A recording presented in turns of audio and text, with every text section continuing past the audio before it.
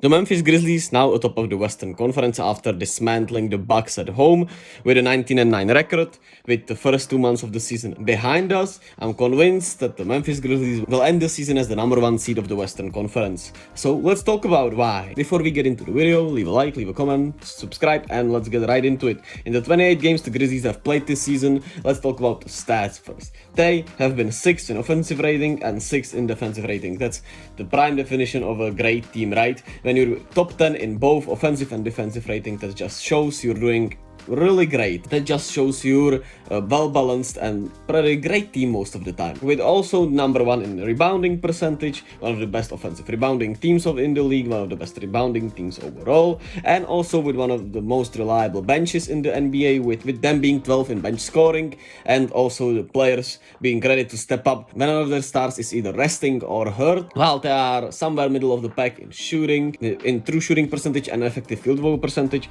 They are also missing their best shooter in Desmond Bane, who has been out for more than half of the games already, and he's poised to return somewhere at the end of this year or the start of next year. But even with all those injuries, Jaren Jackson was missing some time, Morant has already missed 5 games, and with his playoff style, who knows how his health will hold up. Even with facing all that, they are still now the number 1 seed, as Jaren Jackson returned, and they are getting healthier overall. Right now, they are just missing Desmond Bane. Let's talk about Jaren Jackson's impact first, as with him, they are now 9-3 in the 12 games he's played. Well, funny enough, it's the same record they had when Desmond Bane was healthy and he played. They have been sensational, damn near unbeatable at home, while on the road they are hovering around 500.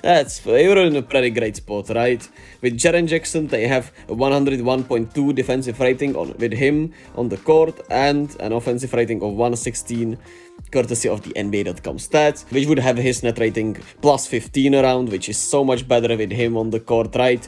It's incredible that how impactful he is, especially on the defensive side of the floor, with him averaging like 3 blocks a game and being one of the frontrunners for Defensive Player of the Year, as he was even last year. And funny enough, they are pretty much at plus in net rating with anyone that has been playing, except the young rookies in David Rowley, Jake LaRavia, and except for Tyus Jones, who is a little bit net negative, but at the same time, when he steps up to the starting lineup, he's one of the best backup point guards in the league for sure. And let's dive into it a little deeper overall on the team. In the last 10 games that these guys played, they numbers get even crazier. As you can see, they are pretty much everyone is in a positive net rating when they are on the court in these last 10 games. They have some really incredible numbers, every single one of them, and they have not been even shooting that well. This defense is for real. Jaren Jackson is one of the best defenders in the whole NBA, one of the most impactful defenders in the whole NBA, and it's crazy. And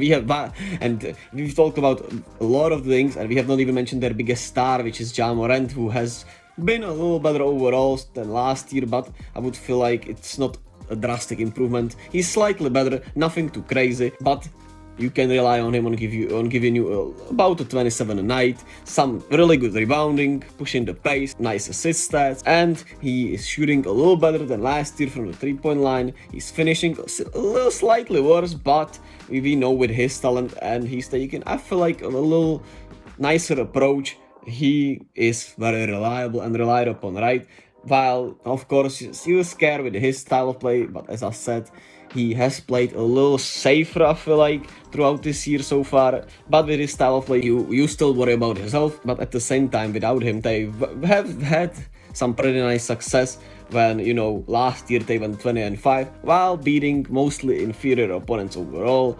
They, still won without him. This year they are 2-3 so far. They are 2-3 so far, but those first 3 losses came when Jaren Jackson was still injured and Desmond Bane didn't play in 2 of those games also. And they pick up these last 2 wins without Ja recently in this hot stretch where they beat the Miami Heat when nobody really played for them, and the Atlanta Hawks, who both true they have been struggling, but you have to beat what's in front of you, and the Grizzlies seem to be doing that when Ja Morant is not healthy or not playing or simply resting. While you're of course scared with the injuries with this team, as all 3 core guys have shown some injury problems on injury patterns, you have to account for that.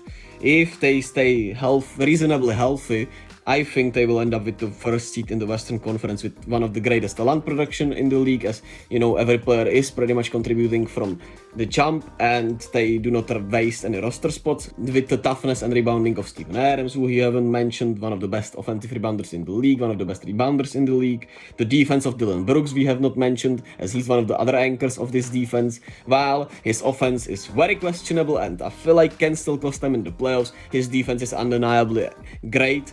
And, you know, even though I dislike him, I have to give him credit for it. And the great bench play that when they needed to step into the starting lineup, such as Tyus Jones for Ja Morant, they were pretty sensational, as when he steps into the starting lineup, he's averaging 21 points and 8 assists per game on 55% shooting from the field and 55% shooting from the three-point line, which is pretty ridiculous if you ask me, by my estimations of their play. And with every other Western Conference team showing some real issues that are not just injury related, of how they, you know, have so much fun with each other, the positive energy they bring for each other, the vibes of the team, as you might say. You know, as modern guys, the vibes of this team are just immaculate, and I believe they are poised to be the number 1 seed of the Western Conference. What do you think? Did I give you enough reasoning? Did I convince you by my random rambling, or do you feel less confident in them? Or what do you think will be the number 1 seed? Let me know in the comment section down below. Leave a like, leave a comment, subscribe, and I'll see you all in the next video.